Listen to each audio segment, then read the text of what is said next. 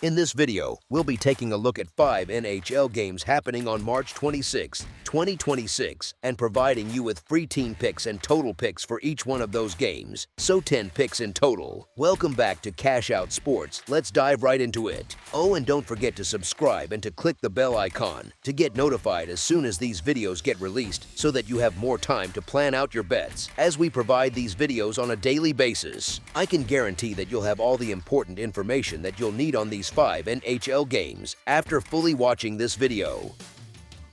One more thing before we start, if you would like to gain access to our best exclusive sports picks to take your journey to the next level, then check out our Patreon in the link down below, where we offer our best single picks, parlay picks, and much more. Now let's get started.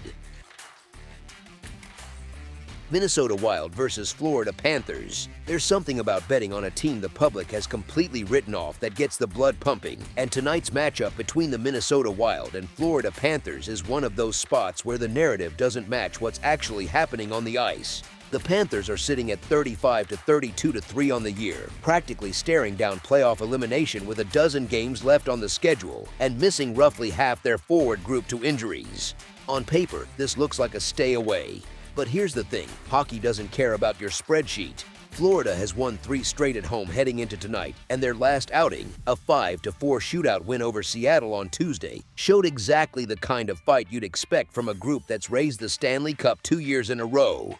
This roster is decimated, no question about it. Alexander Barkov hasn't played a single game this season after tearing his ACL and MCL in September. Brad Marchand is on long-term injured reserve and almost certainly done for the year. Sam Reinhart has missed the last 5+ games with a foot injury and had an MRI taken just yesterday.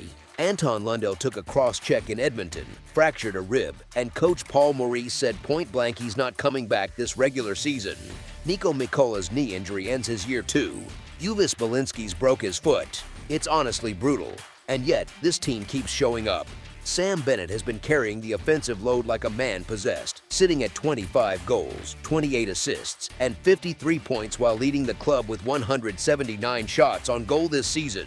Carter Verhaeghe has 21 goals. Matthew Tkachuk, who only came back from his own off-season adductor surgery and has suited up for just 23 games, is still out there competing every night. That's the DNA of a championship locker room, and Paul Maurice, who just became only the second coach in NHL history to reach 2,000 career games behind the bench, isn't the type to let his group go quietly. Now flip it around and look at what Minnesota is walking into. The Wild are 40 to 20 to 12 and locked into a playoff spot, sitting third in the Central Division. They're in the middle of an East Coast road swing that started in Tampa on Tuesday, where they blew a 3-1 lead and lost 6-3 to the Lightning. That kind of collapse sticks with you, and the legs don't magically recover when you're flying down to South Florida for a Thursday night game. Kirill Kaprizov missed 2 games last week with a lower body injury. He practiced on March 23rd and reportedly traveled with the team, with CBS Sports indicating he's expected to return to the lineup tonight, but this is a guy who was a surprise scratch just a week ago. Joel Eriksson and Marcus Foligno also traveled and practiced, but John Hines has been cagey about exactly when they'll be activated, saying he'll evaluate as they go.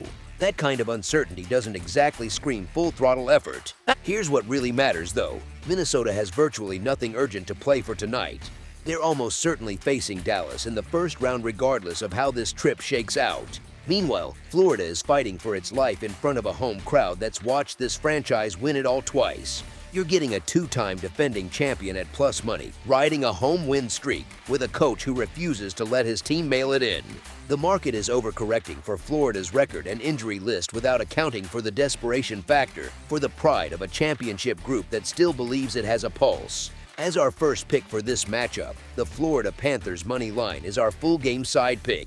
Both of these teams are walking into tonight with defensive question marks that practically beg for pucks to find the back of the net, and that's what makes this total so appealing. Start with what Minnesota just did on Tuesday night. They carried a 2-goal lead into the latter stages against Tampa Bay, and the Lightning absolutely torched them for 5 unanswered in a 6-3 final. That's not just a tough loss, that's a full-blown defensive meltdown from a team that's supposed to be one of the more disciplined groups in the Western Conference. And it's not a one-off either. Minnesota has given up 12 goals across their last 4 games, which tells you the structure isn't quite right heading into tonight. Even when the Wild aren't clicking defensively, though, they can flat-out score. Kaprizov has 38 goals and 80 points in 69 games this season. Matt Boldy is right there with him at 38 goals of his own. Vladimir Tarasenko has chipped in 21. Quinn Hughes, who Minnesota acquired from Vancouver earlier this season, leads the team in assists with 43 and has racked up 20 power play assists alone. Brock Faber's got 48 points from the blue line. This group has offensive firepower from multiple positions, and they've proven they can put pucks in the net even when things feel a little off structurally. On the other side, Florida's injury situation means their defensive coverage isn't what it used to be. When you're plugging in AHL call-ups like Noah Gregor alongside your regulars, seams open up, mismatches develop, and chances come in waves. The Panthers have allowed 30 goals across their last 10 games, roughly 3 per night, and tonight's lineup will have gaps that Minnesota's skill guys can exploit. But Florida can score too, and that's the piece people overlook.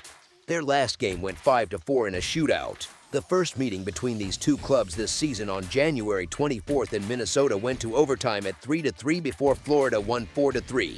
The pattern between these teams is clear, close, high-event hockey where both sides find the score sheet.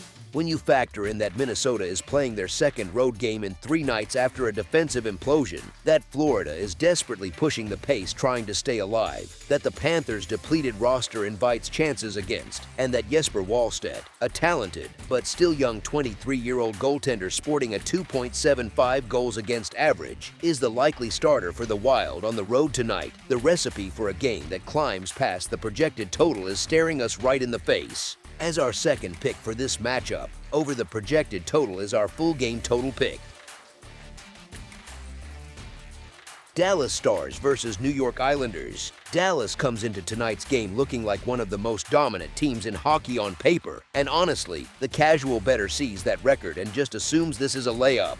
The Stars are sitting at 43-17-11 on the season. They've already clinched a playoff spot, and they're chasing Colorado for the top seed in the entire Western Conference. Sounds scary, right? Here's the thing, though, context matters more than records at this point in the year, and when you actually look at what's happening in Dallas right now, the picture gets a lot uglier. The Stars have dropped 3 straight games. They fell to Minnesota, then lost to Vegas, and then got absolutely torched at home by New Jersey in a blowout that saw their starting goalie pulled from the crease. This is a team that was riding a franchise-tying 14-0 heater coming out of the Olympic break, and now they can't buy a win. Momentum in hockey is a real thing, and right now Dallas doesn't have any. What makes it worse is that tonight kicks off a 4-game road trip through the Eastern Conference, starting with a cross-country flight from Texas to Long Island. That kind of travel, when you're already reeling, is brutal on the legs and the psyche. The injury situation in Dallas is genuinely hard to overstate. Mikko Rantanen, their biggest off-season acquisition and one of the best wingers on the planet, has been sidelined since the Olympics with a lower body injury. He's traveling with the team, sure, but every report from this week suggests his return is being targeted for later in this road trip, likely against Philadelphia or Pittsburgh, not tonight. Roope Hintz still hasn't resumed skating. Tyler Seguin is done for the year in the playoffs after tearing his ACL. Radek Faksa is dealing with some mystery injury that even the front office can't put a timeline on. That's 3 of their top 6 forwards and their best penalty-killing center, all missing from the lineup.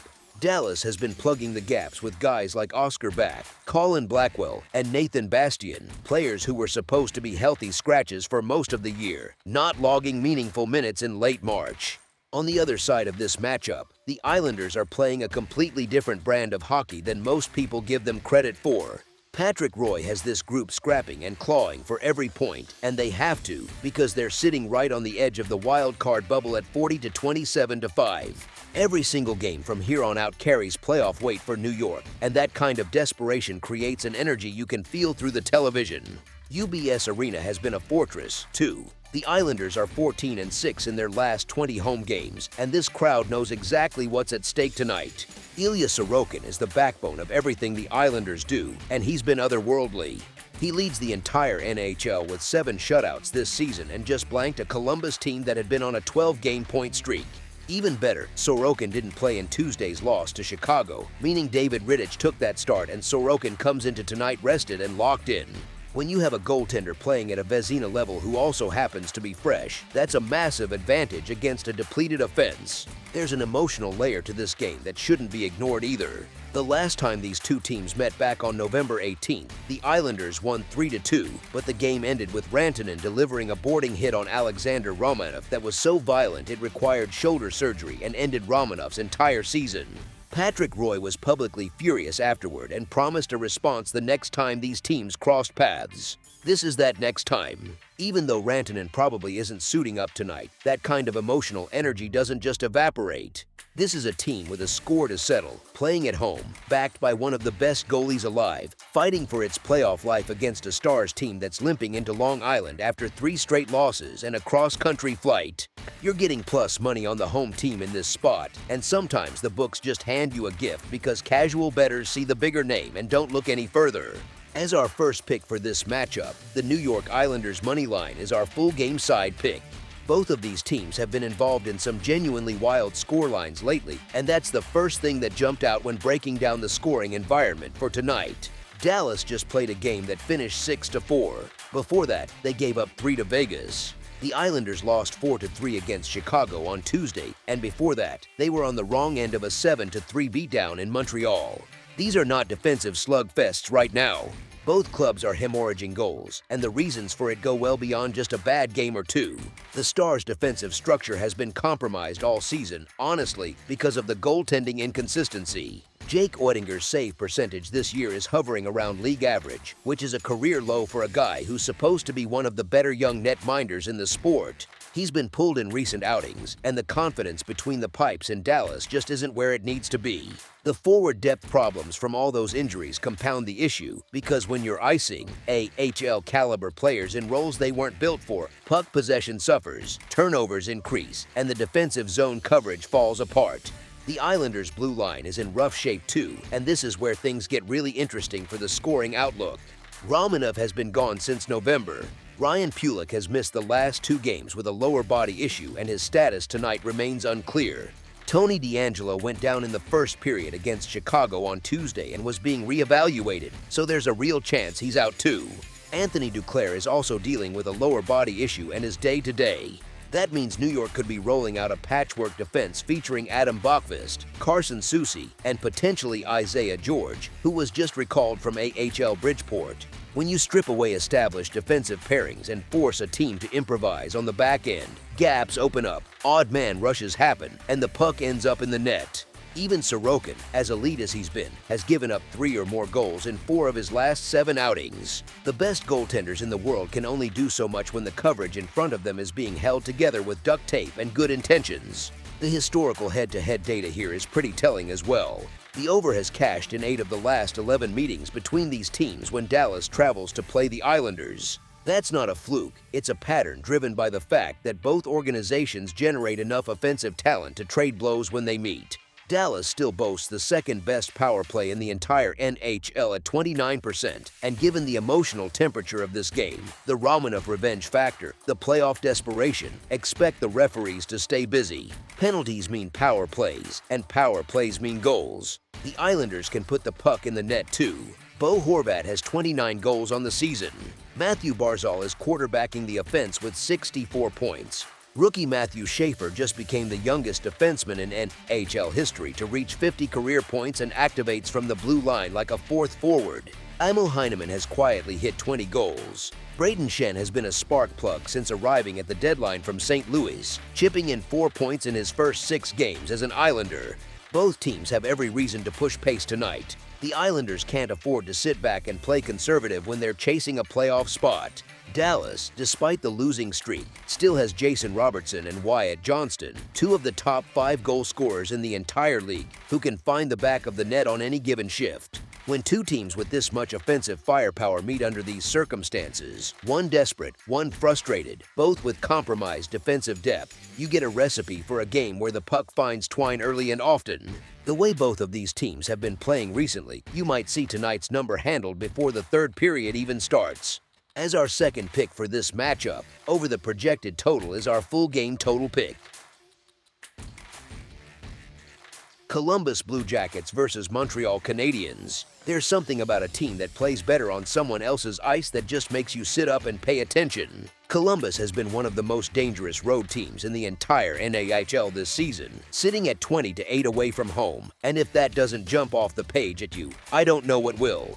That's not some small sample size quirk or a hot week. That's a full season of evidence showing this group genuinely thrives in hostile buildings. And they're not cooling off either. Over their last 10 games, the Blue Jackets have gone 6-1-3, which is the kind of stretch that should make every opponent nervous heading into a matchup.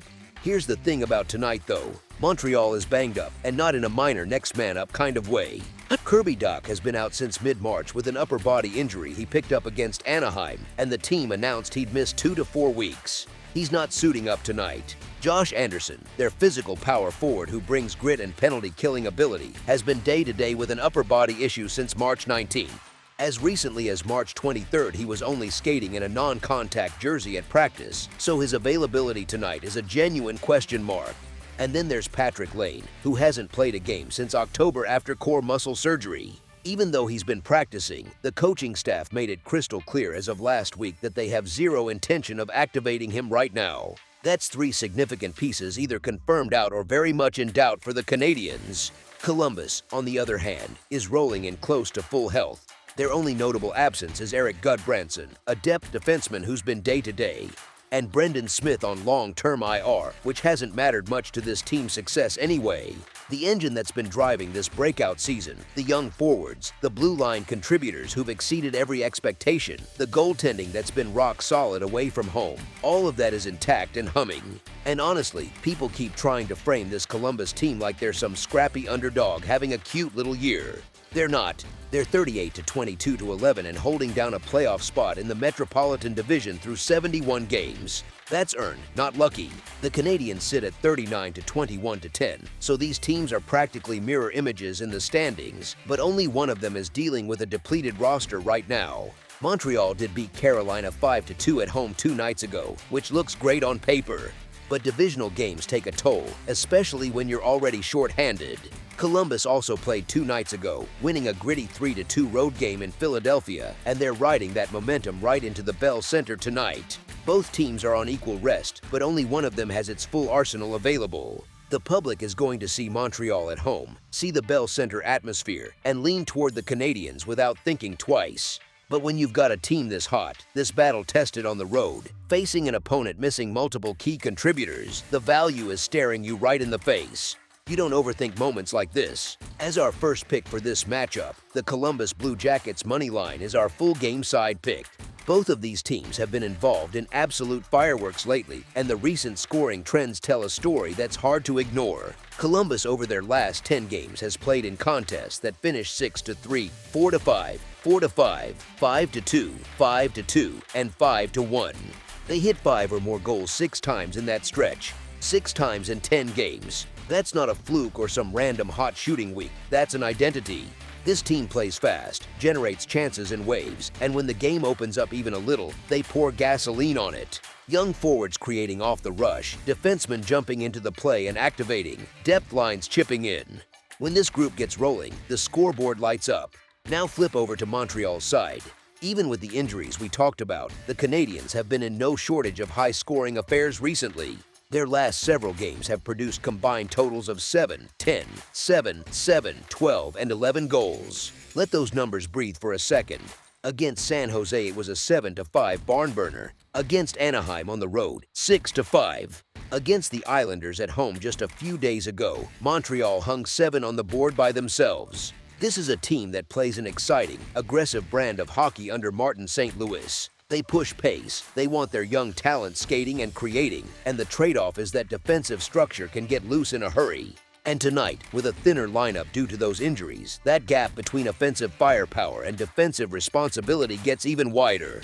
When you lose a two-way center and a physical forward who kills penalties and takes hard matchups, the guys filling those minutes are younger, less experienced, and more prone to the kind of mistakes that lead to odd man rushes and extended zone time for the other team. That's not a knock on those players at all. It's just reality when depth gets tested at this point in the season. Columbus is built to exploit exactly that kind of situation. They've got speed to burn, they transition the puck quickly, and they have forwards who can finish from distance and in the dirty areas. When they smell blood in the water, they don't ease off, they push harder. I know some folks will point to a couple of lower scoring results mixed in recently, like that 0-1 rock fight Columbus had against the Islanders 4 games back. Fair enough, but that game was the outlier, not the trend. The overall trajectory of both these teams screams pace, it screams action, and it screams goals. Multiple projection models have this game landing around 4-3, and if that hits, you're already there. With the way both rosters have been playing, where 4-goal games feel like the floor and not the ceiling, getting to a high-scoring affair feels like the most natural outcome in the world. As our second pick for this matchup, over the projected total is our full game total pick.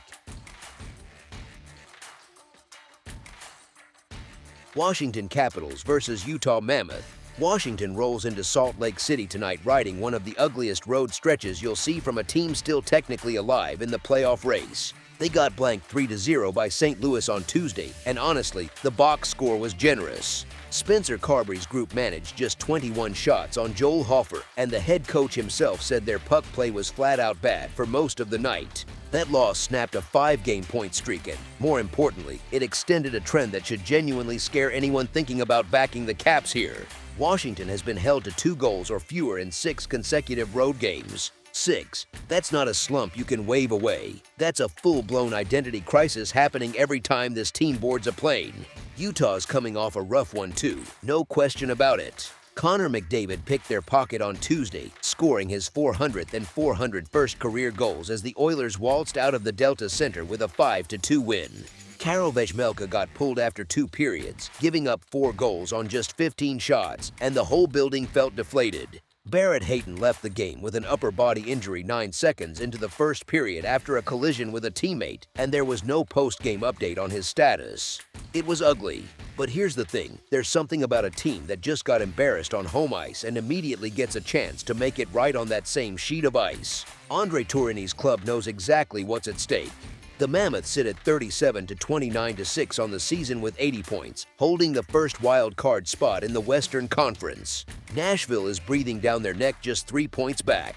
Every single game from here to mid-April is a playoff game for this group, and they know it. Washington, meanwhile, sits at 35-28-9 with 79 points, but they're 6 points behind Ottawa for the second wild card in the East. The math is getting brutal, and when a team is chasing that desperately on the road with an offense that's gone cold away from home, desperation starts to feel less like fuel and more like a weight around your neck. These two already met 3 weeks ago on March 3rd at Capital One Arena, and Utah walked into D.C. and took the win 3-2. J.J. Peterka, Dylan Gwinther, and Mikhail Sergachev all found the back of the net that night, and the Mammoth showed they could handle Washington's physical game and still come out on top. Now they get to run it back with home ice, with the Delta Center crowd behind them, and with something to prove after getting torched by Edmonton. Washington's road woes are very real. Pierre-Luc Dubois added some chaos to Tuesday's loss, picking up a match penalty for intent to injure after tackling Robert Thomas face first into the ice in the 3rd period. He reportedly won't face supplemental discipline and should be available tonight, but that kind of drama doesn't exactly set the stage for a crisp, focused road performance. The Capitals are a team that's been leaking confidence away from home for weeks now and flying into altitude against a motivated Mammoth squad with playoff lives on the line feels like the wrong matchup at the wrong time. Utah already proved they can beat this team. They've got home ice, they've got desperation in their favor, and they've got a locker room that's probably been stewing since Tuesday night. As our first pick for this matchup, the Utah Mammoth money line is our full game side pick. Both of these teams showed up to their last games looking like they forgot how to score. Washington put up 0 goals against St. Louis and managed just 21 shots. Utah generated only 18 shots against Edmonton, their lowest total in weeks, and Vejmelka had to be pulled before the 3rd period even started. You might think 2 desperate playoff teams going head-to-head means fireworks, but the actual evidence says otherwise. Logan Thompson is expected to be between the pipes for Washington, and whatever you want to say about the Caps' struggles, the man has been a rock this season. His save percentage sits at .913 with a 2.4 goals against average, and he's given his team a chance to win more often than not. On the other side, whether Torini rolls with Vejmelka looking for a bounce back or turns to Vitek Vanecek, who looked sharp stopping all 10 shots he faced in relief Tuesday, you're getting a goaltender with extra motivation to lock things down. There's a pride factor with netminders after a bad outing, and it usually shows up the very next game. Washington's recent road scoring drought is the biggest tell here. 2 or fewer goals in 6 straight away from home isn't just a cold streak, it's a pattern that suggests something systemic is happening with their offensive execution on the road. And Utah, even though they've got plenty of talent up front with Clayton Keller, Nick Schmaltz, and Dylan Guenther, has been inconsistent over the last couple weeks, going 3-4-2 across their last 9 games. The pace just hasn't been there. You also have to factor in the emotional context. Dubois' match penalty incident, the travel, the altitude adjustment, Hayton's injury possibly thinning out Utah's center depth, both teams coming off losses where they look disjointed. None of that screams high-scoring affair. This game has the fingerprints of a tight, grinding, playoff-style battle where both teams are more focused on structure than fireworks. 2 goaltenders with something to prove, 2 defenses tightening up, and a situational setup that points toward caution over aggression. As our second pick for this matchup, under the projected total is our full game total pick. Edmonton Oilers versus Vegas Golden Knights. There's something almost poetic about a team walking into the desert as an underdog when it's already proven twice this season that it owns the building. Edmonton comes into T-Mobile Arena tonight with a 35-28-9 record, and yeah, the books have them as the underdog, which honestly feels like a gift. Vegas sits at 32-26-14, and on the surface that home ice tag looks comfortable enough. But comfort is a dangerous illusion when a team is free-falling the way the Golden Knights are right now. Over the last 5 games, Vegas has gone 1-4, and it hasn't been pretty. We're talking about a team that got shut out twice at home, blanked by Buffalo and then again by Utah, before getting thumped by Nashville and then embarrassed 4-1 by Winnipeg just last night. That's not a squad riding momentum into anything. That's a team searching for answers in a building that hasn't been kind to them lately. Edmonton, on the other hand, just rolled into Utah and walked out with a convincing 5-2 win behind another Connor McDavid masterclass. Now look, the elephant in the room is obvious. The Oilers are without Leon Draisaitl for the rest of the regular season after the lower body injury he picked up on March 15th against Nashville. Losing a guy who had 97 points in 65 games before going down is brutal, no sugarcoating that. But here's the thing, the market is overreacting to it. Since Draisaitl went out, Edmonton has beaten Nashville, beaten San Jose, and just dismantled Utah on the road. Jack Roslovic has been finding the back of the net. Matt Savoy is stepping up with big moments. Evan Bouchard racked up 3 assists against Utah, and Zach Hyman is bringing that relentless physicality that tilts games in Edmonton's favor. This isn't a team that's collapsing without its star center.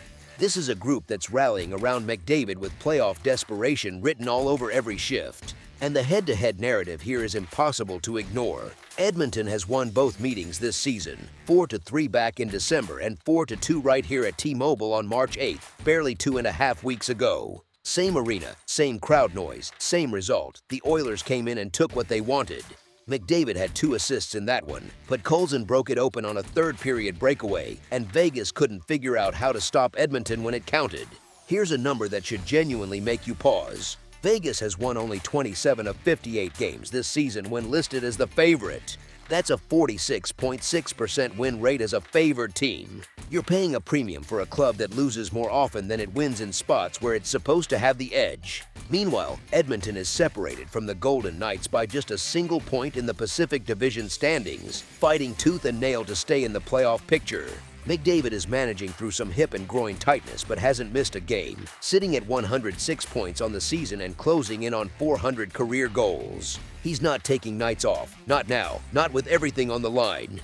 A desperate team that owns the season series, led by the best player in hockey, catching plus money against a stumbling home favorite that can't buy a win right now. That's about as clean an edge as you'll find. As our first pick for this matchup, the Edmonton Oilers money line is our full game side pick.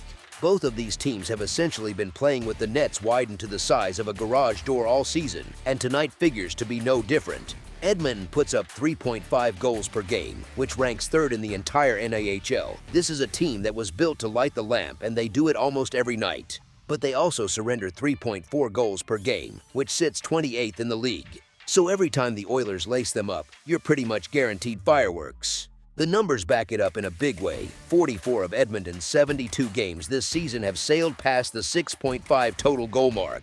That's 61% of the time. They are, put simply, an over machine. The goaltending matchup tonight is where this case gets absolutely delicious.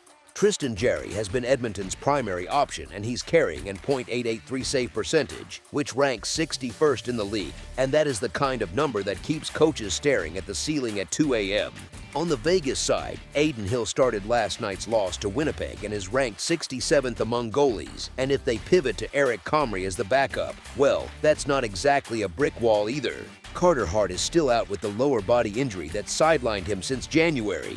Honestly, neither crease inspires any confidence whatsoever, and that's music to the ears of anyone looking at the total. The combined scoring averages tell the story plainly. These two teams together average 6.6 goals per game on the season. Vegas has seen 33 of its 72 games go over 6.5 total goals, and Edmonton blows past that number even more frequently.